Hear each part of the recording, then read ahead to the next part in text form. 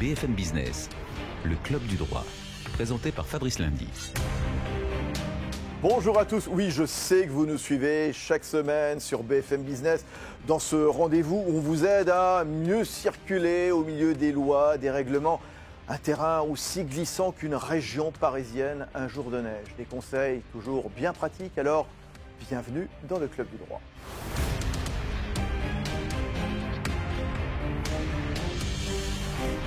Les infos pratiques, les infos juridiques au cœur de ce club du droit sur BFM Business. L'acte de la semaine, notre dossier de la semaine, dans 2 minutes autour du PACS. Vous aurez la parole, bien entendu, vos questions et les réponses de nos amis notaires. N'oubliez pas l'adresse, leclubdudroit@bfmbusiness.fr. Et pour démarrer, justement, comme chaque semaine, voici Erwan Maurice. Les news de la semaine, ça s'est passé cette semaine. Bonjour Erwan. Bonjour Fabrice. Bon, alors, les déclarations de patrimoine de nos ministres. Oui. On y voit un petit peu plus clair. Oui. Ils ne gèrent pas toujours très bien leur patrimoine, nos amis. C'est rien de le dire, Fabrice. Si vous pensiez que vous étiez mauvais gestionnaire, regardez un petit peu ce que font nos ministres. C'est peut-être pire que vous, selon une étude Meilleur taux, meilleure banque pour le Parisien. Commençons par le Premier ministre, Édouard Philippe. Le premier d'entre eux, Édouard Philippe, qu'est-ce qui lui arrive ? Qui a souscrit un prêt immobilier donc en 2010 à un taux de 4%. À l'époque, c'était plus cher. Eh bien, il aurait pu le renégocier, son taux, depuis, mais il ne l'a pas fait. Selon Meilleur taux, il aurait pu bénéficier donc de 0,9% au lieu des 4%. Et donc, il perd 38 000 euros. Nicole Belloubet, la ministre de la Justice, elle, pareil, elle a souscrit un prêt immobilier en 2006 à un taux de 3,6% qu'elle n'a pas renégocié. Résultat, elle perd 18 000 euros. Pas terrible non plus. Agnès Il y en a Buzyn. d'autres. Oui, Agnès Buzyn. Alors, la ministre de la Santé. Ministre de la Santé, elle a souscrit un prêt travaux pour 6,2%. Et selon Meilleur taux, meilleure banque, elle pourrait réduire son emprunt de 7 mois et économiser donc 21 000 euros, donc des économies conséquentes. J'espère qu'elle s'occupe mieux des hôpitaux que de son propre compte. Bon, ils ne sont pas tous comme eux, comme Agnès Buzyn, Nicole Belloubet, Édouard Philippe. Il y a des bons gestionnaires. Heureusement, la première de la classe, Florence Parly, ministre des Armées, elle a un patrimoine immobilier de 4,8 millions d'euros, 560 000 euros d'épargne financière. C'est elle qui gère le mieux son patrimoine. Elle a été mise du budget en même temps. Oui, c'est vrai. Donc forcément, elle s'y connaît peut-être un petit peu mieux. Marlène Schiappa aussi, soulignons-le, la secrétaire d'État chargée de l'égalité entre les femmes et les hommes, est la seule du gouvernement à avoir renégocié son prêt immobilier. Bon, tiens, l'immobilier, on continue. Alors on le sait, le mètre carré, il coûte cher à Paris. En route vers les 10 000 euros le mètre carré. Ça y est, on va franchir la barre. Oui, on est à 9 759 euros du mètre carré, très précisément à Paris, selon seloger.com. Et 7 arrondissements sont encore sous les 9 000 euros du mètre carré, d'après cette étude. Donc le 10e, 11e, 12e, 13e, et puis le 18e, 19e et 20e arrondissement, pour résumer, la moitié est de la capitale. C'est quoi le plus cher ? Le plus cher, Fabrice, c'est le 6e arrondissement, 6e arrondissement, le plus cher de Paris, plus 14% en un an, et on est à 13 623 euros du mètre carré.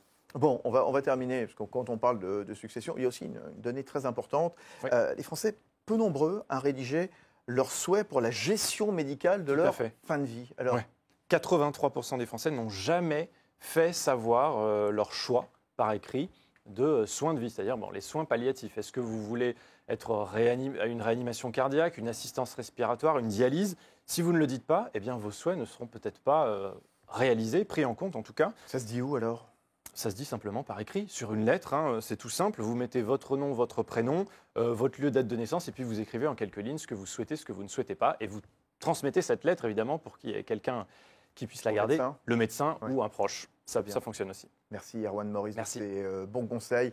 L'acte de la semaine dans le club du droit. BFM Business, le club du droit, l'acte de la semaine. Oui, gros plan sur le PACS, je vous le disais il y a 2 minutes, le pacte civil de solidarité. Oui, on verra, marié ou pacsé, quelle est la différence, quelles sont les différences. Stéphanie Gaillard-Sérougne, bonjour. Bonjour. Maître Gaillard-Sérougne, notaire à Paris dans le 8e arrondissement. Il a été mis en place en 99, ce pacte. Pourquoi il avait été mis en place ? Vous me rafraîchissez la mémoire d'un mot ? Je pense me souvenir que le PACS, à l'époque, permettait à des personnes qui ne pouvaient pas aller vers les liens du mariage de se protéger et de trouver quand même un fondement, puisqu'il ne faut pas oublier qu'il y a le concubinage ou le mariage, et le PACS permettait, si on ne pouvait pas aller vers les liens du mariage, d'avoir quand même un encadrement. Tout juste, il y en a eu un peu moins de 200 000 l'an dernier, à 95% entre sexes différents, versus à peu près 230 000 mariages. Donc on voit que c'est quasiment dans les mêmes volumes. Où est-ce qu'on se paxe, au fait? Parce que ça a changé depuis quelques mois maintenant, depuis 3 mois à peu près. Ça a changé depuis novembre. Novembre, c'est ça. Donc, on pouvait se paxer soit chez le notaire, soit au tribunal d'instance. Et aujourd'hui, on peut se paxer soit chez nous, chez les notaires, soit à la mairie. Oui, c'est plus devant le tribunal d'instance. Exactement. Justement. Oui, on peut se paxer face à un notaire. Qu'est-ce que ça apporte de se paxer devant un notaire? Alors, à mon sens, et surtout pour voir les dégâts une fois qu'on a les paxés qui veulent faire une rupture de pax, ouais.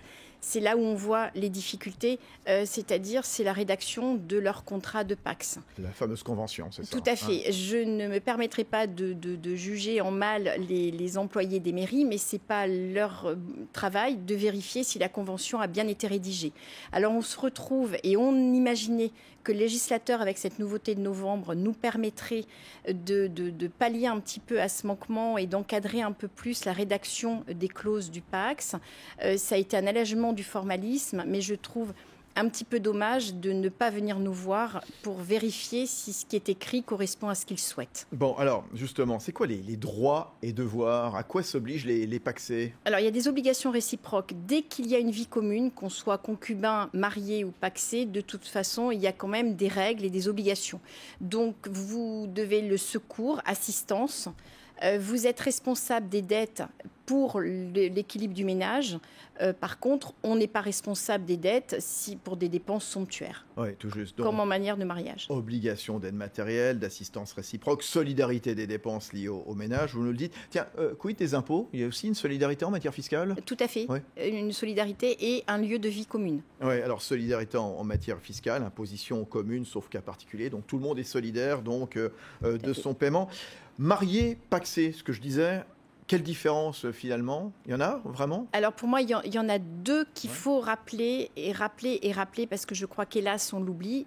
Si on est pacsé uniquement sans testament, on n'hérite pas de son partenaire.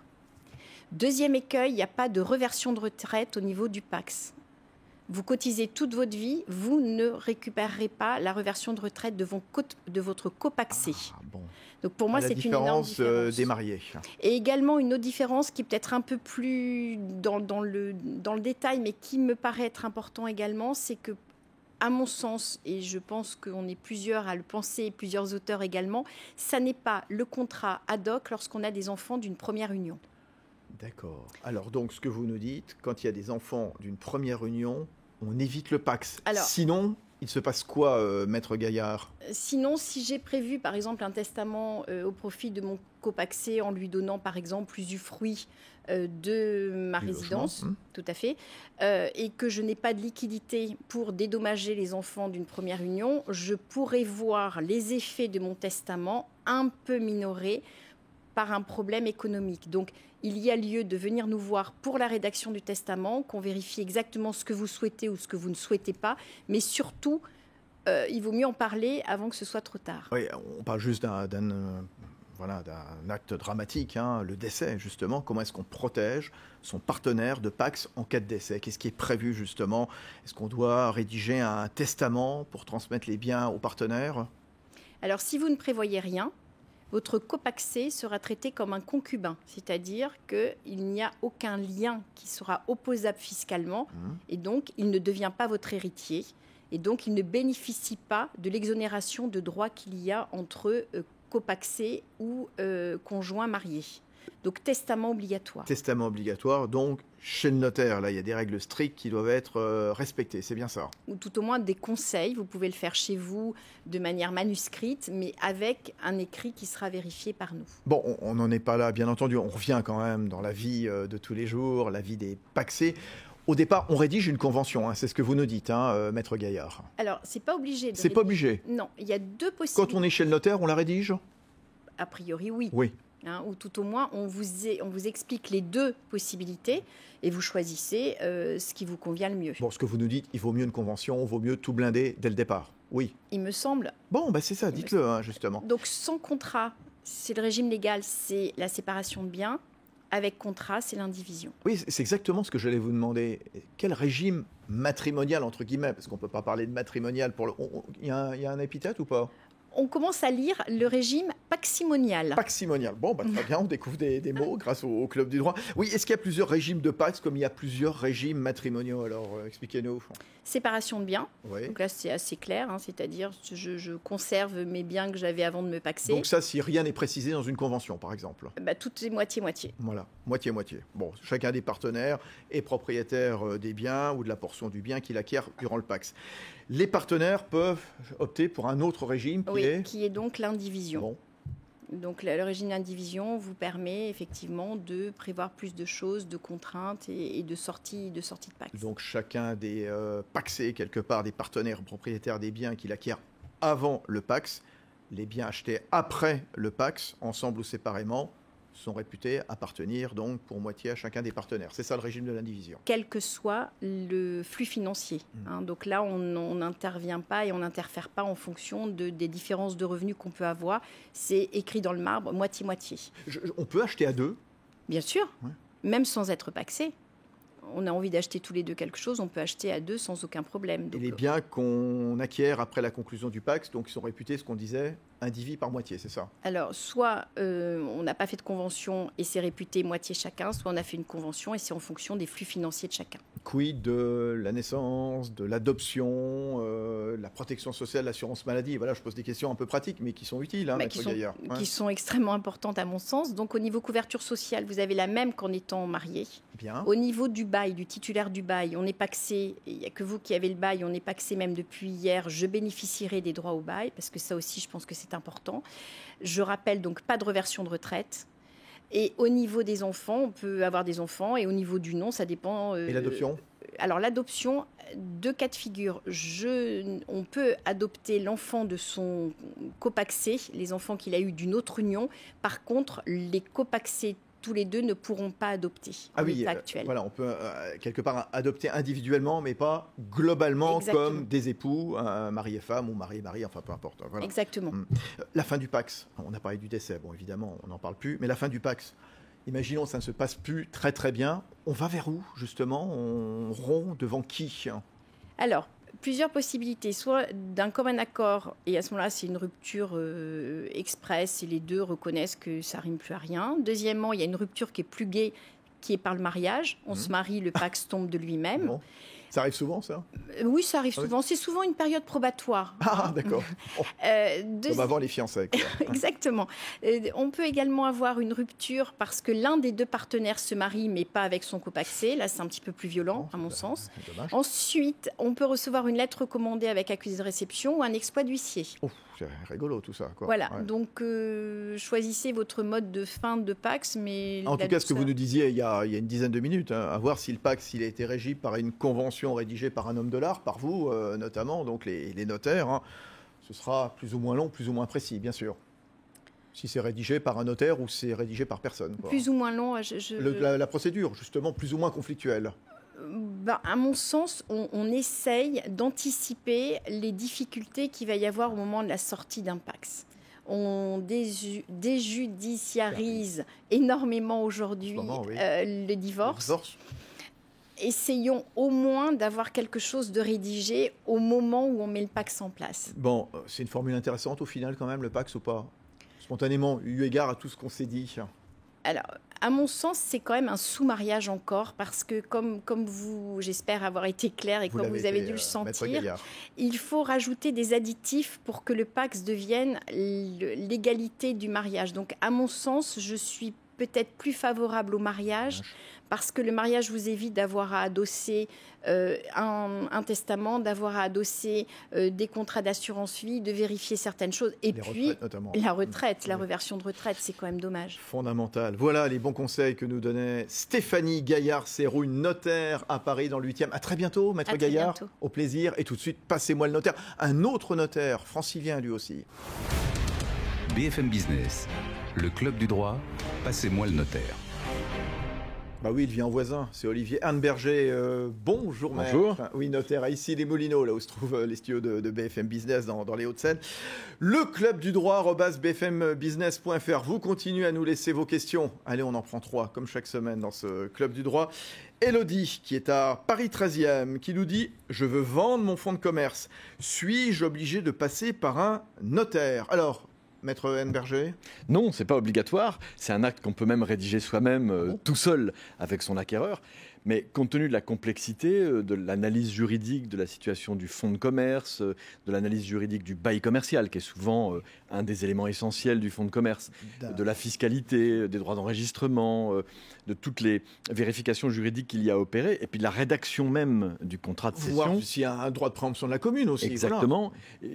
Il paraît conseillé, préférable d'utiliser les services d'un professionnel du droit, d'un notaire ou d'un autre, mais en tout cas d'un professionnel du droit, avec ce petit plus pour le notaire, c'est qu'il a la possibilité de manipuler les fonds directement, c'est-à-dire d'encaisser sur son propre compte le prix de vente, d'encaisser les droits d'enregistrement, de payer les droits d'enregistrement et d'assurer la répartition du prix de vente pour les sommes qui sont éventuellement dues à des créanciers. Oui, parce que ce n'est pas un acte marginal. Ce qu'il faut dire, c'est que c'est une part importante des cessions d'entreprise. La moitié des cessions d'entreprise, c'est justement dans ce cadre-là, donc vendre son fonds de commerce. C'est une procédure particulière, nécessairement, bien sûr. Pour ça, vous nous dites, vaut mieux aller voir un notaire que faire ça sous sein privé. Il y a des mentions obligatoires quand même qu'il faut mettre sur la rédaction de l'acte de cession de fonds de commerce. Il y a des mentions obligatoires, notamment en ce qui concerne les chiffres d'affaires et les résultats. Donc, et il y a également une procédure à respecter en ce qui concerne les publicités pour rendre la cession du fonds de commerce opposable aux tiers, aux créanciers en particulier qu'il peut y avoir. Donc cette procédure pour la mettre en œuvre et cette rédaction du contrat, qui est un véritable acte juridique qu'il faut rédiger, je pense qu'il faut le concours d'un professionnel du droit. Et notamment tous les actes de publicité qui vont déterminer le paiement. Qui vont déclencher le paiement. Délais. Alors que si je vais vendre mon appartement à quelqu'un, il va me payer immédiatement. Là, il faudra attendre quelques temps. Absolument, il y a des délais qui vont se déclencher, des délais des tiers créanciers et de l'administration fiscale qui partent des publications qui vont être faites. Bon, combien ça coûte cette histoire de vendre comme ça, donc son fonds de commerce, si on passe chez un notaire, d'un point de vue fiscal? Alors, en matière de droit commercial, c'est-à-dire les baux commerciaux, les cessions de fonds de commerce, ce sont des honoraires libres. Donc il faut que le client discute avec son notaire le montant des honoraires qui vont varier en fonction de l'étendue de la prestation. Ah oui, pour une fois, c'est pas fixé au niveau national. Oui, en matière commerciale, c'est totalement libre. D'accord. Donc il faut se mettre d'accord, signer ce qu'on appelle une convention d'honoraires qui va fixer le cadre et qui va fixer l'étendue de la mission qu'on va confier, parce que la mission peut être plus ou moins large. Je peux confier au notaire de rédiger que l'acte de cession définitif, mais pas la promesse, pas l'avant-contrat. Je peux au contraire lui demander de rédiger les deux. Je peux lui demander de rédiger un bail ou un renouvellement de bail, ou pas forcément. Je peux lui demander d'être éventuellement séquestre des fonds dont on parlait à l'instant, mais à la limite, c'est même pas obligatoire. Je pourrais dire non, on fait les mouvements de fonds directement entre nous, on n'a pas besoin de votre concours. Ah oui, c'est assez souple. Donc il faut se mettre d'accord sur l'étendue de la mission que je confie et sur le montant de l'honoraire. On va prendre une autre question. Isabelle, à Laval, en Mayenne, bien entendu, qui nous dit « J'ai acheté avec mon compagnon une maison pour moitié chacun. Aujourd'hui, nous nous séparons. Je désire conserver la maison, sachant que je rembourse toute seule l'intégralité des mensualités. Est-ce que c'est possible ?» Alors attendez, juste, je relis la question. Elle parle de compagnon, donc elle n'est pas mariée. Donc elle peut pas être mariée. On ne sait pas si c'est un Pacs dont on parlait tout de suite avec Stéphanie. Bon, on va imaginer que c'est un simple concubinage. Alors, qu'est-ce qui est prévu? Est-ce qu'il faut prévoir dès le départ des précautions pour blinder au cas où? Alors, entre eux, on peut tout faire. À partir du moment où ils sont d'accord, on peut tout faire. On peut évidemment vendre tous ensemble, mais on peut aussi se racheter. L'un peut racheter la part de l'autre. Sauf que si on n'est ni marié ni pacsé, c'est le droit de vente fiscalement qui s'applique. C'est-à-dire que si la maison vaut 200 et que je rachète 100, la moitié de mon conjoint, de mon compagnon, je vais payer les droits d'enregistrement, en gros les 5% sur les 100. C'est le droit de vente qui s'applique. Entre eux, on peut tout faire. On peut en effet prévoir qu'il y en a un des deux qui rachète la maison, et on peut très bien prévoir qu'il va continuer tout seul à assumer pour le futur la charge du prêt. Ils vont peut-être se faire des remboursements entre eux pour ce qui a été payé par le passé, mais pour l'avenir, on peut tout organiser entre eux. En revanche, il y a la question qui est plus compliquée, qui est la relation avec la banque, parce qu'on se met d'accord entre nous, c'est une chose, mais faut-il que le banquier soit d'accord pour qu'un seul continue à prendre en charge le prêt? Donc il faudra quand même faire intervenir le banquier. Demander l'autorisation du banquier. Ben oui, il faudra voir ce qui était prévu dans l'acte de prêt. J'imagine que dans le contrat de prêt, la banque a prêté aux deux. S'il y en a un des deux qui s'en va, elle va sûrement pas être d'accord. Donc il faut sans doute la faire intervenir pour qu'elle soit d'accord, pour qu'un seul reprenne la charge du prêt. Le fait qu'elle paye seule les mensualités, est-ce que c'est important ou pas? Oui, dans la relation entre eux deux, ça pose aucun problème. C'est un accord. Un des deux peut payer tout seul la charge du prêt. La question que... Est-ce que ça lui donne des droits, là, comme elle a l'impression de nous le laisser entendre, Isabelle, en disant, voilà, elle rembourse seule, donc quelque part, bon, elle aimerait bien... ça veut dire qu'il y a sûrement des comptes à faire entre eux. C'est-à-dire que s'ils avaient emprunté tous les deux et qu'il y en a un seul qui a remboursé, il y a sans doute des comptes à faire entre eux pour remettre les pendules à l'heure, en quelque sorte. Bon, on prend une troisième question ? Oui. Allez, c'est parti. Christophe, à Romainville, on est en Seine-Saint-Denis, qui nous dit... Peut-on bénéficier de l'abattement de 30% pour sa résidence principale si elle est détenue en SCI? Alors, on va juste rappeler quand même la SCI, ce que c'est d'un mot, Olivier Berger, puisque vous êtes spécialiste des questions immobilières. Donc, elle permet quoi cette SCI? La SCI sont les sociétés civiles que l'on constitue pour détenir un patrimoine immobilier. Ça présente essentiellement un intérêt lorsqu'il s'agit d'envisager la transmission de ce patrimoine immobilier à des enfants, à des petits-enfants. Voilà. Entre deux personnes au sein d'un couple, avoir son immobilier dans le cadre d'une SCI, franchement, on peut en discuter parce que c'est pas certain que ça présente beaucoup d'avantages. C'est handicapant parce qu'une SCI, en fait, il faut la faire vivre. Oui, il faut la faire vivre juridiquement, économiquement, absolument. C'est une véritable entité juridique, donc elle doit avoir son existence. Mais là, dans le cas qu'on décrit... Parce que Christophe, oui, on est dans quel cadre? On est dans le cadre de l'IFI, par exemple? Je pense qu'on est dans le cadre de l'ancienne ISF et de l'IFI. Pas précisé. Et là, c'est un des inconvénients. Ou pas? Oui, bien sûr, parce que l'immobilier détenu au travers d'une SCI tombe dans l'IFI, et il y a ce petit inconvénient qui est que si j'ai ma résidence principale dans une SCI, je pourrais en effet pas appliquer l'abattement de 30%. Donc ce sera plein pot sur la valeur des parts sociales. C'est un des inconvénients de détenir sa résidence principale au travers d'une SCI. Il faut savoir qu'il y en a d'autres. Il y a par exemple un autre inconvénient qui est ce qu'on appelle le droit viager du conjoint survivant. Imaginons que je décède et je suis marié. Eh ben, mon conjoint, par le simple fait du mariage, il a un droit viager à occuper toute sa vie ce qui était notre résidence à tous les deux, même si c'était que moi qui étais propriétaire. Eh ben, si la résidence principale est détenue au travers d'une SCI, ce droit viager, il ne fonctionne pas. Donc en réalité, la résidence principale, c'est en général pas une très bonne idée de la mettre en SCI. Juste, je reviens à la question de Christophe, qui nous dit, est-ce qu'on peut bénéficier de l'abattement de 30% pour sa résidence principale si elle est détenue en SCI?